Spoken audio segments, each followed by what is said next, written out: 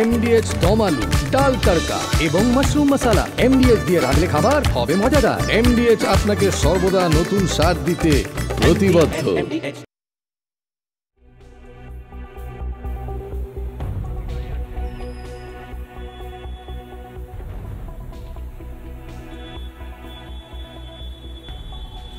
নমস্কার, দেখছেন রিপাবলিক বাংলা। আপনাদের সঙ্গে আজকে সোজাসুজি স্বর্ণালীতে আমি সৃজিতা রয়েছে।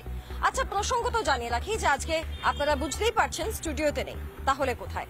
আমি আজকে এই মুহূর্তে দাঁড়িয়ে রয়েছি দুর্গাপুরে, দুর্গাপুর শিল্পাঞ্চলে। সেই শিল্পাঞ্চলে কতটুকুনি শিল্প বেঁচে আছে তা নিয়ে তো প্রশ্ন রয়েছে, আর তার থেকেও বড় প্রশ্ন আজকে এখান থেকে দাঁড়িয়ে করব, এই অঞ্চলে নারী সুরক্ষা কোথায় আছে।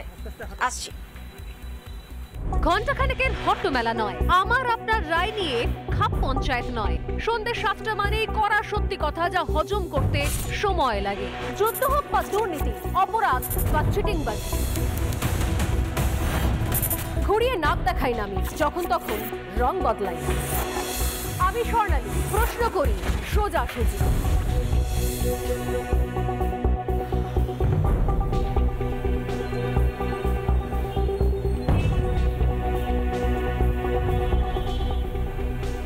আচ্ছা, এখন ঘড়ির কাঁটায় কটা বাজে একটু দেখি। এখন বাজে 6:58 ঘড়ির কাঁটায়। মুখ্যমন্ত্রী মমতা বন্দ্যোপাধ্যায় তিনি বলেছিলেন যে সন্ধেবেলাতে যেন কেউ না বেরোয়। আবার তার ইংরাজি ভাষায় দেওয়া বক্তব্যে তিনি বলেছিলেন যে রাত 12:30টার সময় কেন মেয়েটি বেরিয়েছিল, যদিও সময়টা 12:30 ছিল না। তার সঙ্গে তার সংযোজন যে এই সন্ধেবেলায় বা রাত্রিবেলা যেন বিশেষত মেয়েরা বাইরে না বেরোয়। তো এই যে এখন 7টা বাজে, আমি দুর্গাপুর শহরের রাস্তার উপরে দাঁড়িয়ে রয়েছি। আমি নিরাপদ নই। আমার নিরাপত্তার দায়িত্ব এই রাজ্যের প্রশাসন নিতে পারবে না। আমি কিন্তু এই রাজ্যেরই মেয়ে। শুধুমাত্র এখন দুর্গাপুর শিল্পাঞ্চলে দাঁড়িয়ে রয়েছি। কোনো সমস্যা হবে কি? আমি আজকে এই মাটিতে দাঁড়িয়ে এই সন্ধেবেলা এবং ঠিক সেই সময় অবধি যে সময়তে সেই মেয়েটি, সেই নির্যাতিতা তার হোস্টেল থেকে বেরিয়েছিল, অর্থাৎ 7:58, সেই সময় অবধি সুনিশ্চিতভাবে আমি এই দুর্গাপুরের মাটিতেই থাকবো।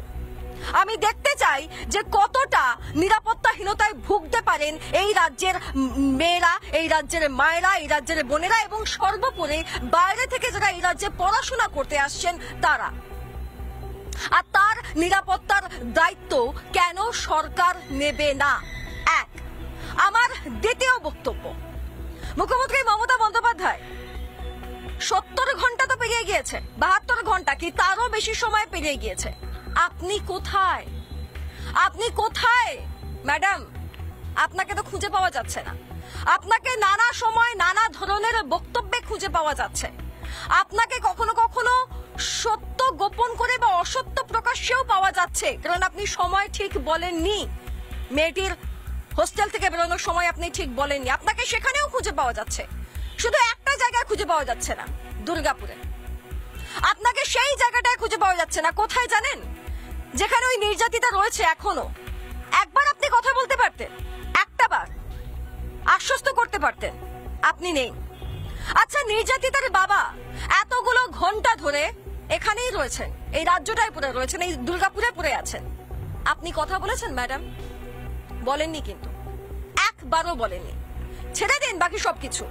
আপনার প্রশাসনিক দায়িত্ব থেকে, আপনি এ রাজ্যের মুখ্য, সেই দায়িত্ব থেকে একবার অন্তত আশ্বস্ত করতে পারতেন। ওড়িশার মুখ্যমন্ত্রী তিনি কিন্তু তার দায়িত্বটা পালন করেছেন। তার রাজ্যের মেয়ে এই রাজ্যে এসেছিল। তিনি হয়তো ভাবতেও পারেননি এই রাজ্যে এসে এরকম একটা পরিস্থিতির শিকার হতে হবে ওই মেয়েটিকে। তিনি তার দায়িত্ব পালন করেছেন। তিনি সেই নির্যাতিতার সঙ্গে কথা বলেছেন, তার পরিবারের সঙ্গে কথা বলেছেন, তার পড়াশোনার দায়িত্ব নিয়েছেন, তাকে আশ্বস্ত করেছেন। তিনি সব করেছেন তার রাজ্যের মেয়েটির জন্য। আপনি করতে পারলেন কেন? আসলে আমরা তো এটা দেখে অভ্যস্ত। আমরা হাঁসখালি দেখে অভ্যস্ত যে হাঁসখালি সেই মেয়েটির কি সম্পর্ক ছিল তার জন্য। আমরা দেখে অভ্যস্ত পার্ক স্ট্রিটের ঘটনা, ছোট ঘটনা।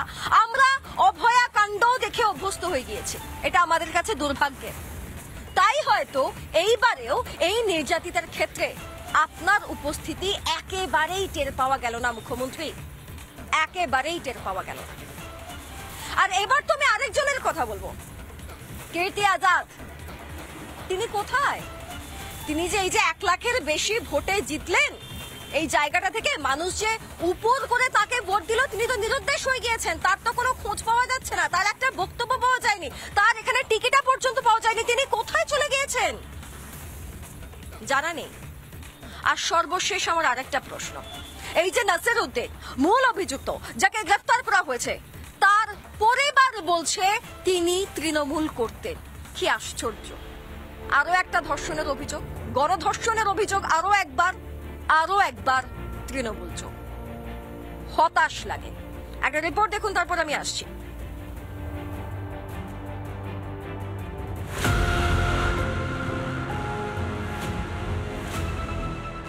মেডিকেল কলেজের পাশেই গণধর্ষণের অভিযোগ, আর সেই অভিযোগ করেছেন খোদ মেডিকেল পড়ুয়া।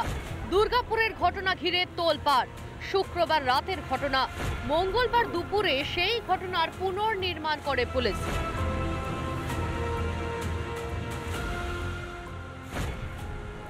অভিযোগকারী তরুণীর সহপাঠী এবং মূল অভিযুক্ত নাসির উদ্দিনকে নিয়ে পরাণগঞ্জ জঙ্গলে যায় পুলিশ। যে এই রিকনস্ট্রাকশনে কি উঠে এলো, কি আদৌ কোনো নমুনা সংগ্রহ করতে পারলো কিনা, এবং যারা অপরাধী তাদের আনা হয়েছিল তারা ঠিকঠাক পুলিশকে সেদিনের ঘটনার বিবরণ দিয়েছে কিনা, সেটাই কিন্তু দেখার। গণধর্ষণে মূল অভিযুক্ত নাসির উদ্দিন, তাকে ফাঁসানো হয়েছে বলে দাবি পরিবারের। আমার ছেলে রাজমিস্ত্রির কাজ করে, শুধু আমার ছেলেকে ফাঁসিয়ে দিল। এই নাসির উদ্দিন সক্রিয় তৃণমূল কর্মী বলে দাবি করেছিলেন বিরোধী দলনেতা। শুভেন্দু অধিকারী সেই দাবিতে শিলমোহর দিয়েছেন নাসির উদ্দিনের পরিজনেরা। বিরোধী দলগুলো অভিযোগ তুলছে আপনার দেওর অর্থাৎ শেখ নাসিরউদ্দিন শাসক দলের ঘনিষ্ঠ ছিলেন, তৃণমূল কংগ্রেসের সাথে যুক্ত ছিলেন। তৃণমূল পার্টি, হ্যাঁ তৃণমূল করতেন। তৃণমূল বাবা আমার শ্বশুরমশাইও করেন তৃণমূল পার্টি। রাজনৈতিক পরিচয় থাকতেই পারে, তাই বলে মহিলাদের নির্যাতনের অধিকার নেই, আর শাসক দলের ছায়ায় অপরাধ ঢাকা পড়বে না।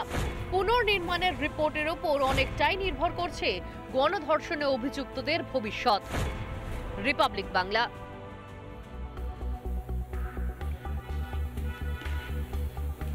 দেখলেন, দিকে দিকে গলদ। এক তো তৃণমূলের কর্মী বলেই পরিচিত হয়ে গেলেন এই নাসির উদ্দিন। যাই হোক, তার বিরুদ্ধে এখন একাধিক অভিযোগ। এবার দ্বিতীয় আরো একটা বড় বিষয় হচ্ছে যে যেখানে ঘটনার পুনর্নির্মাণ করা হচ্ছে সেই জায়গাটা আদৌ সুরক্ষিত রাখা হয়নি। প্রমাণ লোপাট যেখান থেকে সব থেকে সহজ কাজ, ওই জঙ্গলের মধ্যে কোনো আলো নেই ওই রাস্তায়। আশ্চর্য! এতটা দায়িত্ব জ্ঞানহীনতা কি করে হতে পারে একটা প্রশাসনের? কি করে? এই প্রশ্নের উত্তরগুলো আমি আজকে খুঁজবো।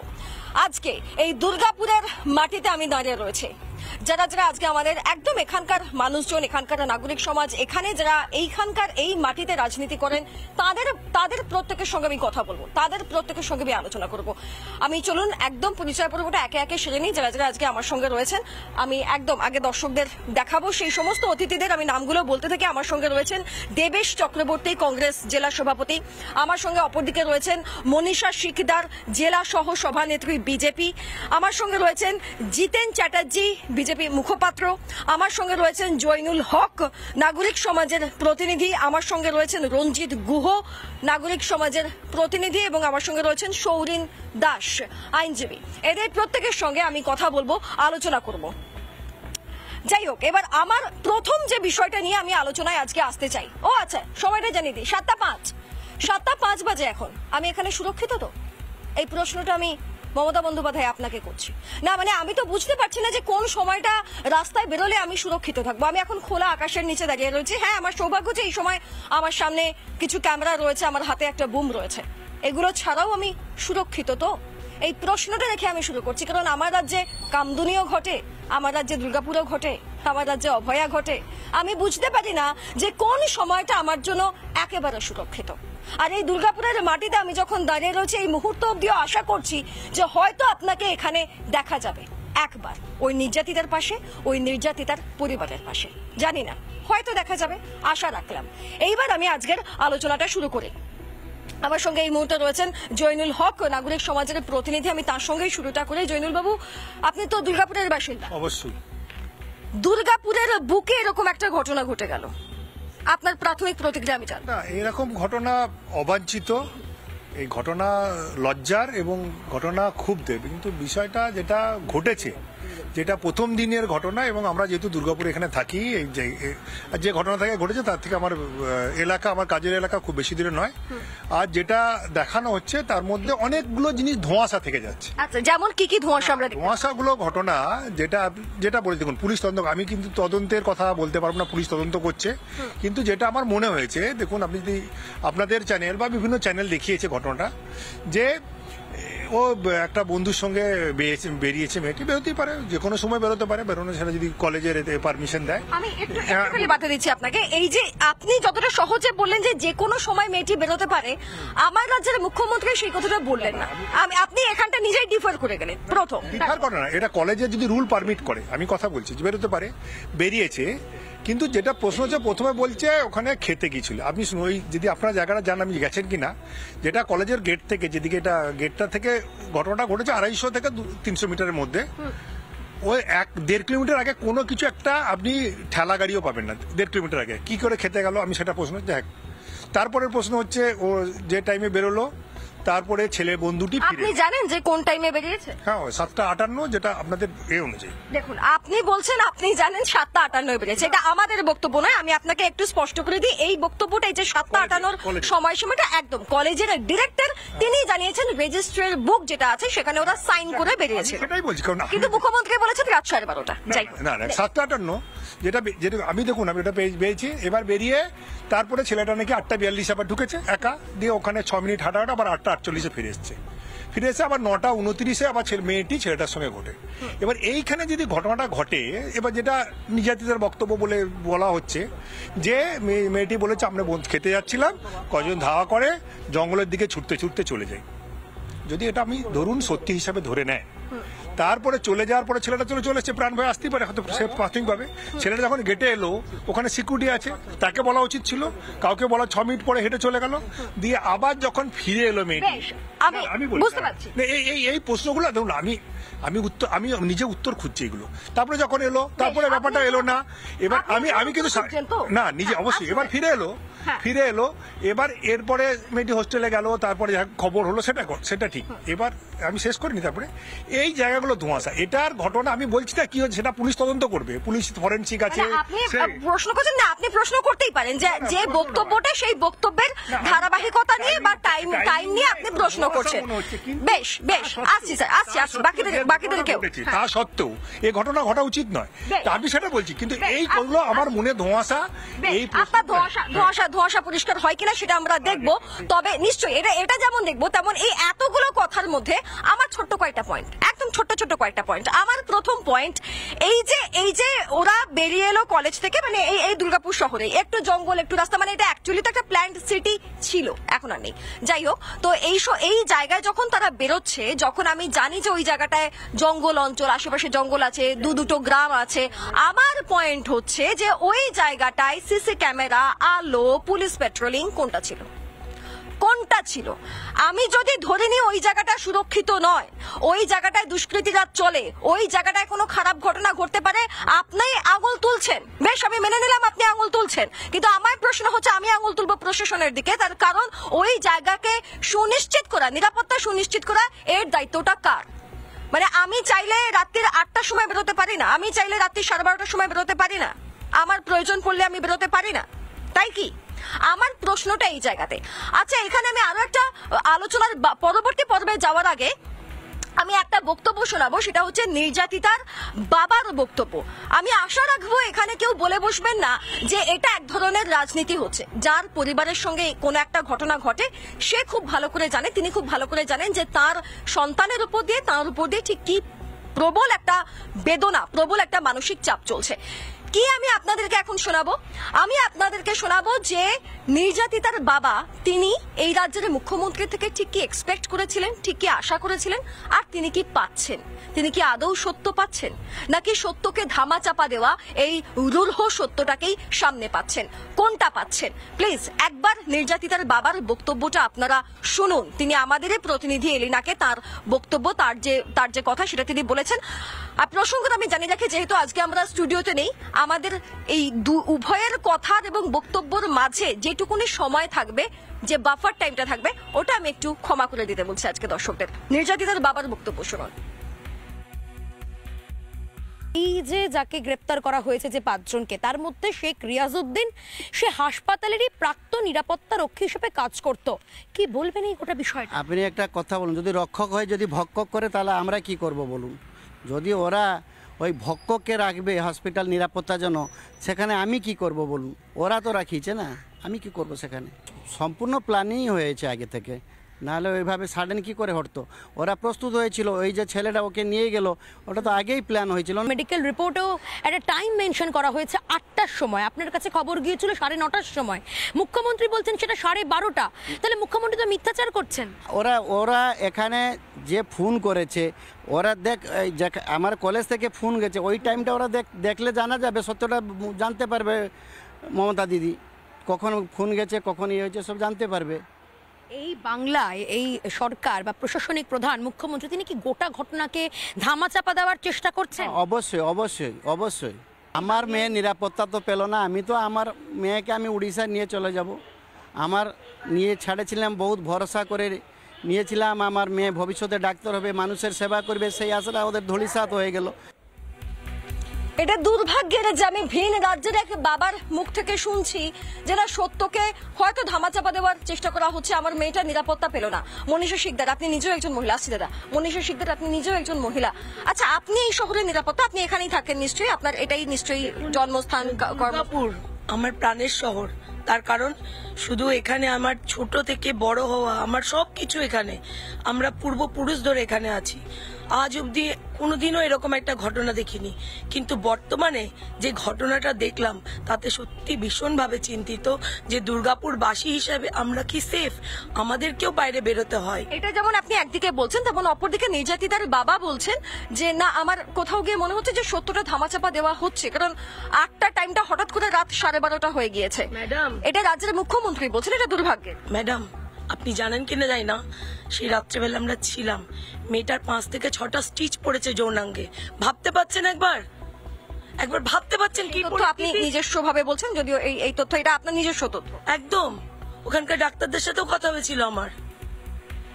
এরকম একটা পরিস্থিতি একটা মেয়ের, আপনি ভাবতে পারছেন? 5 থেকে 6 জন মানে দস্যু লুঙ্গি বাহিনী কিভাবে অত্যাচার করেছে মেয়েটার উপরে পশ্চিমবঙ্গের। বেশ বেশ, আমি আপনার আবেগটা বুঝতে পারছি যে এই দুর্গাপুরের মাটিতে দাঁড়িয়ে এত ভয়াবহ একটা ঘটনা কেন ঘটবে। আর ঠিক এই জায়গা থেকে আমি কংগ্রেসের কাছে একবার যাই। আমার প্রশ্ন, স্যার, আপনি তো নিশ্চয়ই এই অঞ্চলের মানুষ, এই জায়গার মানুষ, আপনার রাজনীতি ছোট থেকে এখানেই বড়, জন্ম এখানে। আচ্ছা, এই দুর্গাপুরে মানে রাস্তা এবং জঙ্গল, এটা তো বরাবরই রয়েছে, মানে এটা তো বরাবর, মানে এটা প্ল্যান্ট সিটি। শালমহুবাদ জঙ্গলকে কেটেই ডক্টর বিধানচন্দ্র রায় এবং পণ্ডিত নেহরু এই ইন্ডাস্ট্রি তৈরি করেছিলেন, এই শিল্পনগরী তৈরি করেছিলেন। আচ্ছা, এই যে রাস্তা এবং জঙ্গল এবং রাস্তা, এইটা যেমন আছে, তেমনি যথেষ্ট আলো, নিরাপত্তা, পুলিশ পেট্রোলিং, এইগুলো আছে এই দুর্গাপুরে? দেখুন, সবটা নেই। টোটাল এখানে উন্নয়নটা বলতে গেলে সিটি সেন্টার আর বিধাননগরটাকেই বেশি নজর দেওয়া হয়। বাকি প্রত্যন্ত অঞ্চলগুলোতে সেখানে আলোর সেভাবে বা রাস্তাঘাটের সেভাবে ব্যবস্থা নেই। পুলিশ পেট্রোলিং আছে, পুলিশ পেট্রোলিং করবে কোথায়? সরকারি তো পয়সা দেওয়া লট নেই, সরকার তো ভাড়ার শূন্য।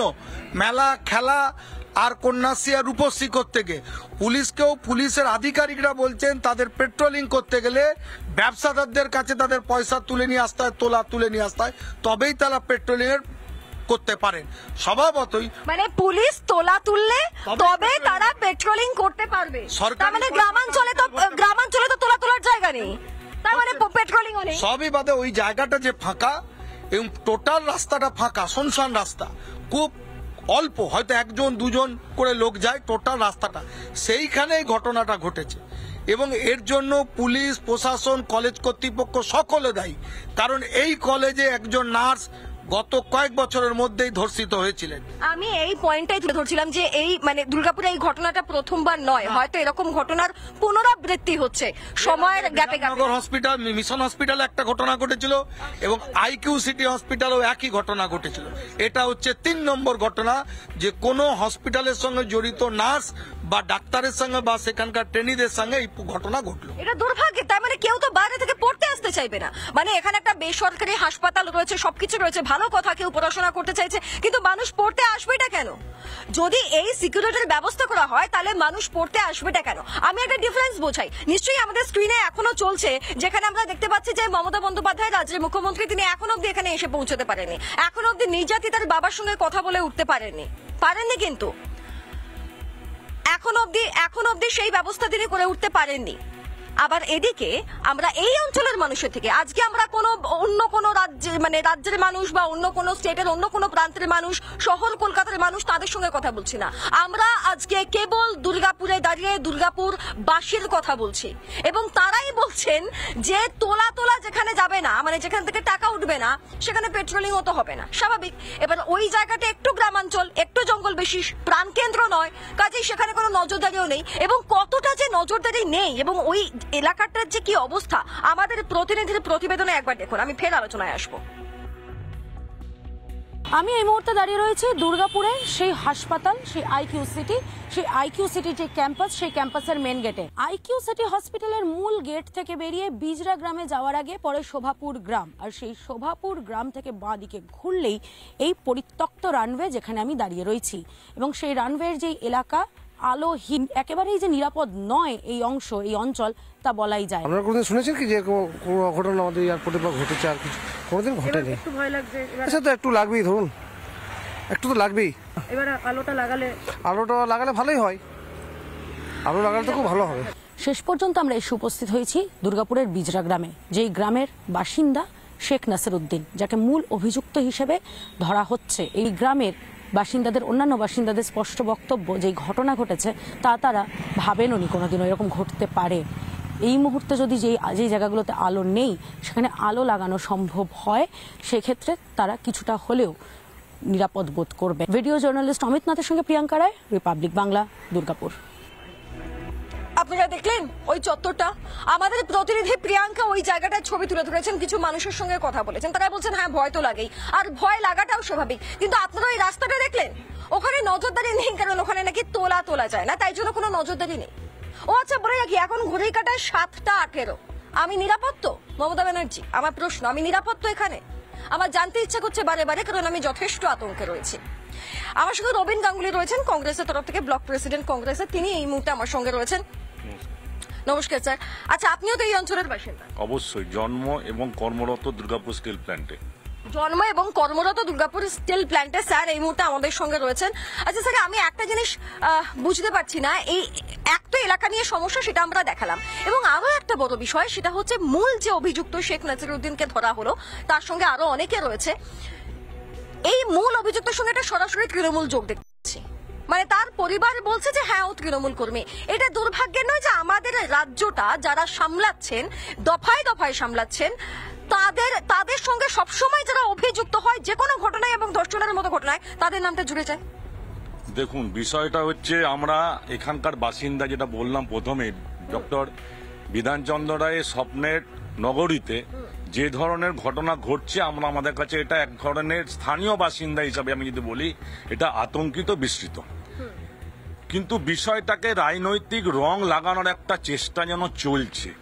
রাজনৈতিক রং, কেউ লুঙ্গি বাহিনী বা আপনি যেটা বলছেন, এটা আমি ব্যাখ্যা করব না, কিন্তু আমি বলবো যে যে ধর্ষক হয় সে ধর্ষক হয়। একটা অভিযোগ আসছে, অপু বাউরি, তিনিও বিজেপি কর্মকর্তা, বিজেপির কর্মকর্তা অপু বাউরি।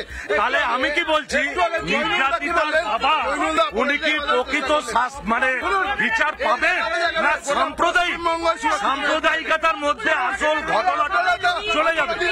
তাহলে অপু বাউরিকে বলা হচ্ছে তিনি বিজেপির কার্যকর্তা, একজন বলছে তৃণমূলের কার্যকর্তা, তাহলে রইল কি রকম? আমি এত কিছুর মধ্যে একটা কথাই বলতে চাই, শান্ত হতে বলবো সকলকে। আমি একটা কথা বলতে চাই, যে ধর্ষক সে ধর্ষক, বেশ শান্ত হন, যে ধর্ষক সে ধর্ষক, এ ব্যাপারে কোনো ডাউট নেই, সে যেই হোক সে ধর্ষক, এটা মানতে হবে, এটাই বাস্তব। আর এই মুহূর্তে একটা বড় ব্রেকিং এমনি আমাদের কাছে আসছে, ধর্ষণ করা হয়েছে দুর্গাপুরের নির্যাতিতাকে, ধর্ষণ করে নির্যাতিতাকে। এই মুহূর্তে বড় ব্রেকিং, এটা জানা জানাচ্ছে আসানসোল দুর্গাপুর পুলিশ কমিশনারেট। আরো একবার জানাই, ধর্ষণ করা হয়েছে দুর্গাপুরের নির্যাতিতাকে। এক অভিযুক্ত ধর্ষণ করে নির্যাতিতাকে জানিয়ে দিলেন আসানসোল দুর্গাপুর পুলিশ কমিশনার। সহপাঠীর ভূমিকাও সন্দেহজনক জানালো আসানসোল দুর্গাপুর পুলিশ কমিশনার। এই মুহূর্তের বড় ব্রেকিং আপনাদেরকে জানিয়ে রাখি, সহপাঠীর ভূমিকাও সন্দেহজনক জানালেন আসানসোল দুর্গাপুর পুলিশ কমিশনার। স্পষ্টভাবে জানিয়ে দিলেন আসানসোল দুর্গাপুর পুলিশ কমিশনার এক অভিযুক্ত ধর্ষণ করে নির্যাতিতাকে জানিয়ে দিল Asansol Durgapur police commissioner. BJP কর্মকর্তা আপনার ধর্মটাকে কেন ধর্মটা দেবেন না প্লিজ। এটা সুনীল কুমার চৌধুরী তিনি কে বলছেন একবার শোনাবো। এখন অবধি যে টেকনিক্যাল এভিডেন্স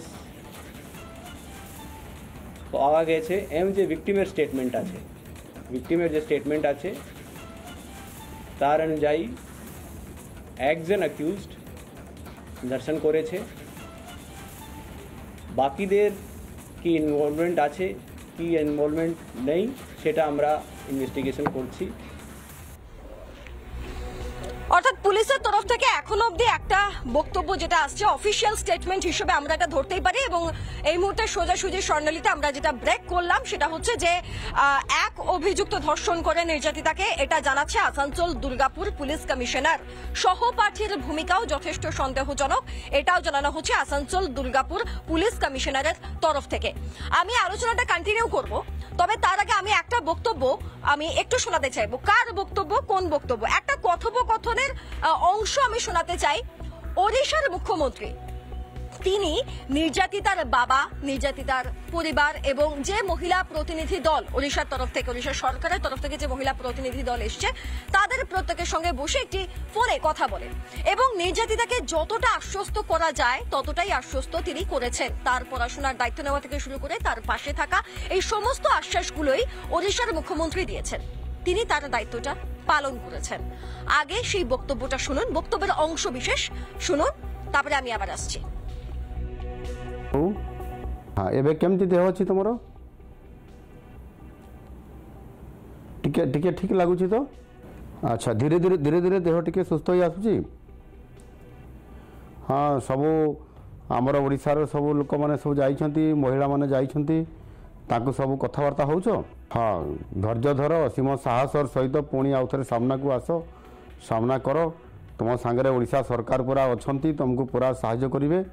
आ दोषी निश्चित भाव में दंड पाइबे। आ पाठ पढ़ाई पड़ो, तार विकल्प रास्ता भी बाहर करने पड़ो। से बाबद में कौन कले भल हम से विषय में यहाँ आम आलोचना करुचु, केमती कौन कले तुमको सुरक्षित सहित पाठ पढ़ो। आम पूरा आम सरकार आम प्रेसर करूँ आटा को आम जो जो फरम रे उठा जाई पारिबो, जेते कठोर कठोर दंडित करा जिबा जहाँ एक्शन निया जिबा कथा प्रेसर करा जिवो। ये तांकर से वेस्ट बेंगल रो तांकर कोन गवर्नर आस्थिले केबे आस्थिले? ठीक ठीक अच्छा अच्छा।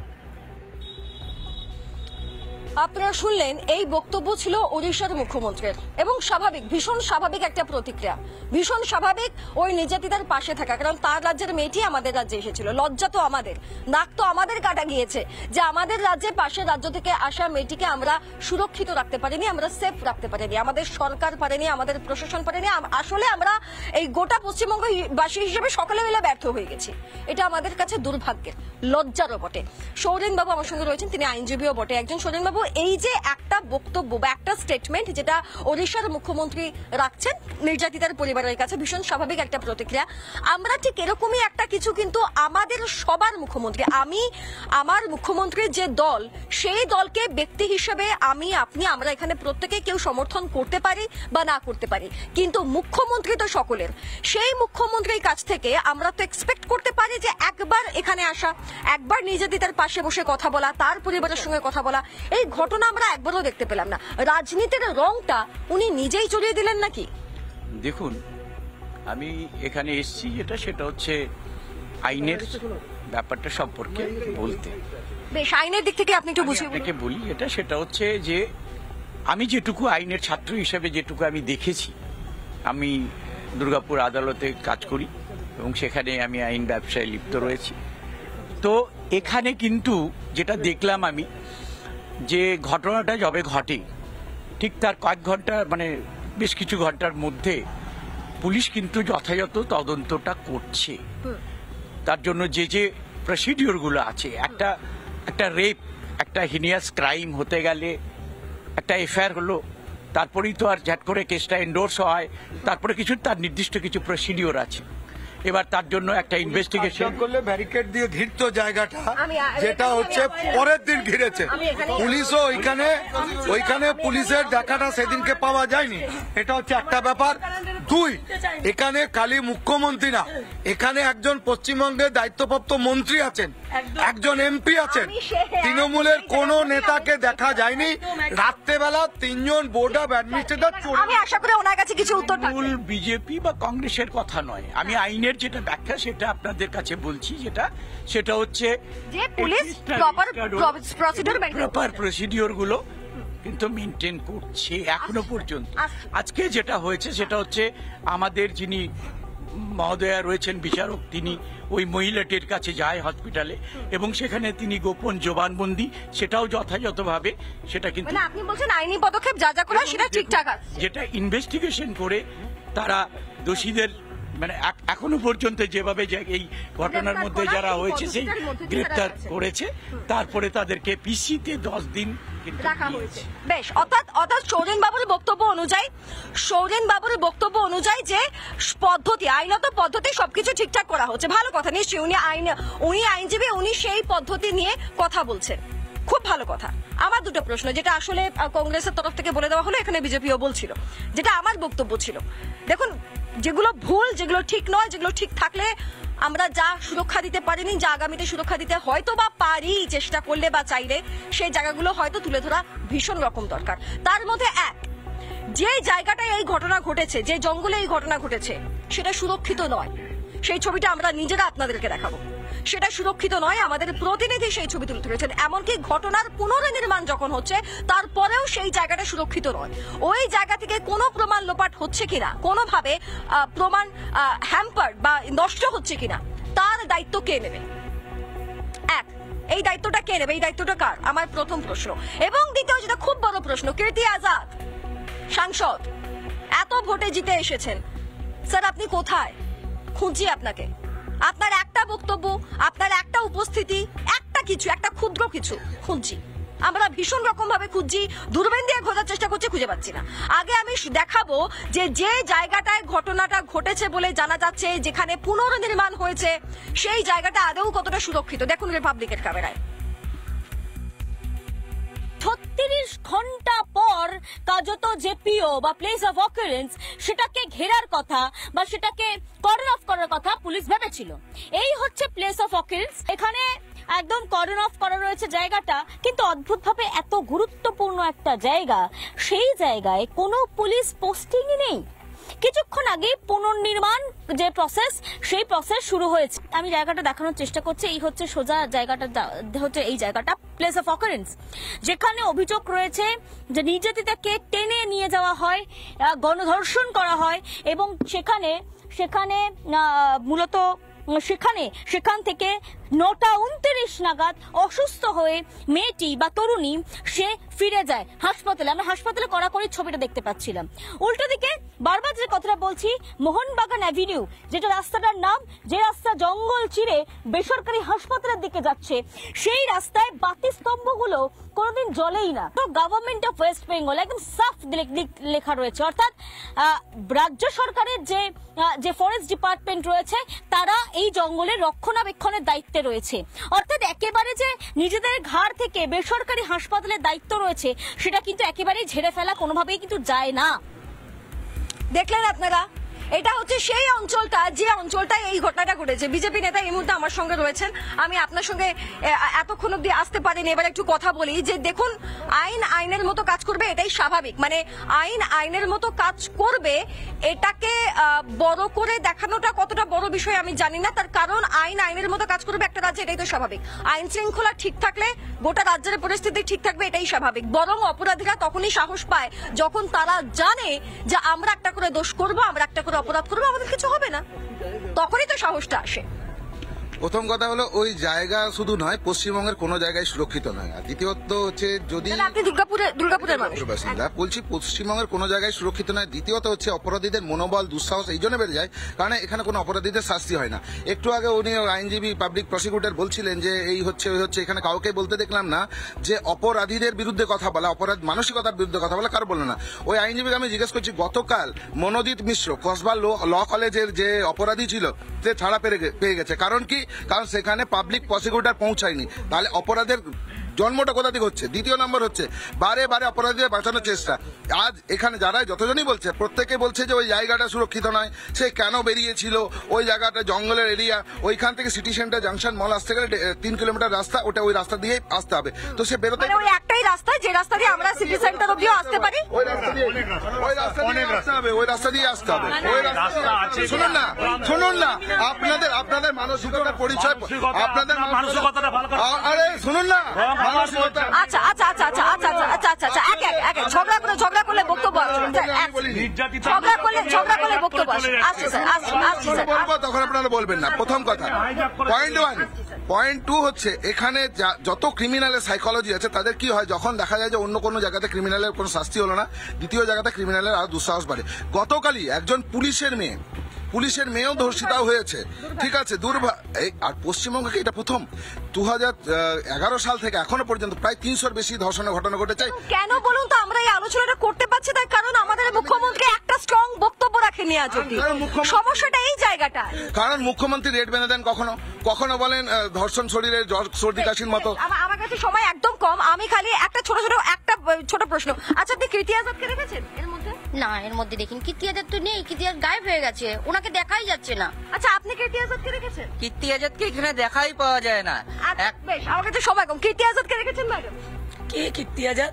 সে কি আপনি জানেন না? ভোটে জিতলো, আয়না মাথায় দেয়, জানি না। আচ্ছা স্যার, আপনারা কেউ কীর্তি আজাদকে দেখেছেন? ফরমাল লেটারও দিয়েছি, তার রেসপন্স পাইনি, এখনো অবধি পাননি। আচ্ছা বেশ, স্যার আপনি কীর্তি আজাদকে দেখেছেন? তিনি তো দুর্গাপুরে আসেন। এই ঘটনা এসছে কিনা আমার এটা যদি আসেননি, বিশেষ করুন স্যার আসেননি। না ঠিক না, আমি অস্বীকার। তাহলে তো এটা আরো ভয়ঙ্কর, উনি যদি মেল খালি আপনি দেখুন,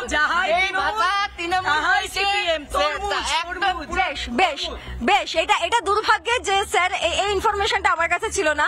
তিনি আমাকে বলছেন যে কীর্তি আজাদ দুর্গাপুরেই আছেন, হয়তো তিনি আছেন। আসেন, আমি আছেন বলি না। আচ্ছা, তিনি দুর্গাপুরে আসেন বটে, তার মানে তিনি আসেন বটে, তিনি আসেন, কিন্তু বিষয়টা হচ্ছে যে দুর্গাপুরে এসেও কীর্তি আজাদ এই ঘটনায় এখনো অবধি এই মাটিতে, এই হাসপাতালের আশেপাশে কোথাও আসতে পারেননি। মমতা বন্দ্যোপাধ্যায় আসতে পারেননি, কীর্তি আজাদও আসতে পারেননি, কেউ আসতে পারেননি। কেন? আমরা এখনো অপেক্ষা করছি, এরপরও যদি আসেন একবার এসে নির্যাতিতা আর তার পরিবারের পাশে দাঁড়ান, একবার কথা বলেন। কেন নয়? এইটুকুনি কেন পাবে না একটি মেয়ে ভিন রাজ্য থেকে এসে? আমরা রাজ্যবাসী হিসেবে এইটুকুনিও বা উদাহরণ কেন তুলে ধরতে পারবো না? এই প্রশ্নটা রেখে আজকে দুর্গাপুরের মাটি থেকে সোজাসুজি স্বর্ণালী আমি শেষ করছি। আর শেষ করতে করতে বলে রাখি, 7:34 আমি আরো খানিক্ষণ আছি, আমি সেফ তো? এই প্রশ্নটা রেখে একটা বিরতিতে যাচ্ছি, দেখতে থাকুন রিপাবলিক বাংলা।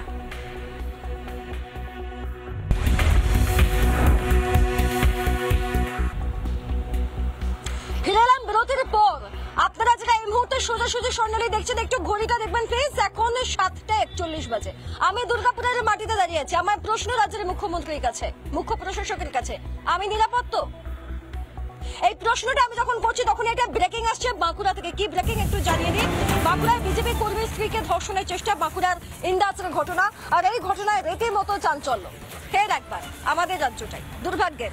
এবার বাঁকুড়া বাঁকুড়ার ইন্দাসের ঘটনা, বিজেপি কর্মীর স্ত্রীকে ধর্ষণের চেষ্টা বলে অভিযোগ, বাড়িতে ঢুকে ধর্ষণের চেষ্টা গৃহবধূকে, এমনটাই অভিযোগ। কার বিরুদ্ধে অভিযোগ?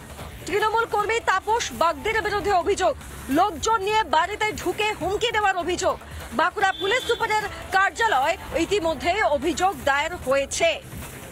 আরো একবার জানিয়ে রাখি, বাঁকুড়ার বিজেপি কর্মীর স্ত্রীকে ধর্ষণের চেষ্টার অভিযোগ, বাঁকুড়ার ইন্দাসের ঘটনায় চাঞ্চল্য, তৃণমূল কর্মী তাপস বাগদির বিরুদ্ধে অভিযোগ, লোকজন নিয়ে বাড়িতে ঢুকে হুমকি দেওয়ারও অভিযোগ। পুলিশ সুপারের কার্যালয়ে অভিযোগ দেয়।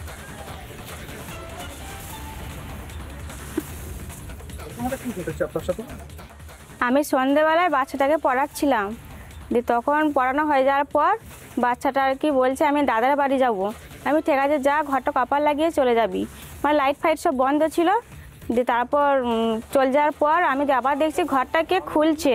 তো আমি পেছন দিকে ঘুরে দেখি না যে কে আসছে না আসছে, আমি যে বাচ্চারা হয়তো আসছে। দিয়ে আমি শুয়ে আছি, ফোনে ভিডিও দেখছি, দিয়ে দেখছি না আমাকে আঁকড়া করেছে, জড়িয়ে ধরেছে। দিয়ে আমাকে, আমাদের বাড়ির সামনের ছেলেটা কি করে? ও ভ্যান চালায়। কোন দলের সাথে যুক্ত? চায়ের আসল স্বাদ শুধু MDHT+ থেকেই আসবে। মাথায় দেখো লবঙ্গ এলাচ দিয়ে ভরপুর MDH T+ মশলা। MDH